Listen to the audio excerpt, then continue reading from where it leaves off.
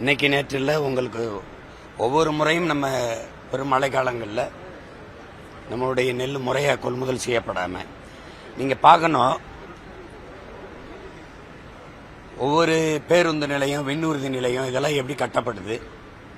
ஒரு மாவட்டத்தின் தலைநகரில் கூட ஒரு உணவு சேமிப்பதா நெல் கொள்முதல் பண்ணி அதை சேமிக்கிற கிடங்கு இல்லைங்கிறது எவ்வளவு பெரிய வருத்தத்துக்குரியதுங்கிறது நீங்க பார்க்கணும்.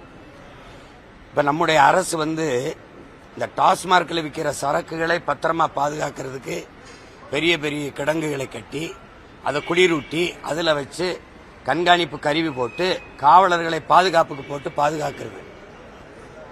ஆனா உழைக்கிற மக்கள், வேளாண்குடி மக்கள் உயிரை கொடுத்து விளை வைக்கிற மிக அத்தியாவசியமான உயிர் தேவையா இருக்கிற உணவுப் பொருளான நெல்லை கொள்முதல் செய்யாம சாலையில போட்டு வீதியில போட்டு மழையில நனைஞ்சு முளைக்க வச்சு எத்தனை லட்சம் டன், 20 லட்சம் டன்னுக்கு மேல இன்னைக்கு தெருவில் போட்டு உங்களை பார்த்திருப்பீங்க. சுடுகாட்டில் இருக்கிறதுல ஒண்டி அடுக்கி வச்சு அதை பாதுகாக்கிற நிலைமையில் இருக்கு. நீங்க அதிகபட்சமா ஒதுக்குறது 4 கோடி தார்பாய் வாங்கி மூட. ஆனா உங்க சமாதிக்கு எத்தனை கோடி செலவு பண்ணிச்சிருக்கீங்க?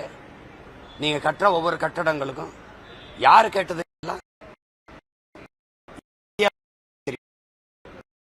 யோசிச்சு பாருங்க. பதவி என்பது மக்களுக்கு சேவை செய்யத்தான் என்று கருதாதவன் கையிலே ஆட்சி அதிகாரம் இருந்தால் மக்களின் நலன் என்பது கனவாகத்தான் இருக்கும், கேலிக்குறியாகத்தான் இருக்கும்னு தெய்வ திருமகன் தாத்தா முத்துராமலிங்க தேவர் சொல்றாரு. அதானே நடந்துகிட்டு இருக்கு. இன்னைக்கு நேத்தான் நடக்குது. எத்தனை ஆண்டுகளா சொல்லுங்க, எத்தனை ஆண்டுகளா சொல்லுங்க.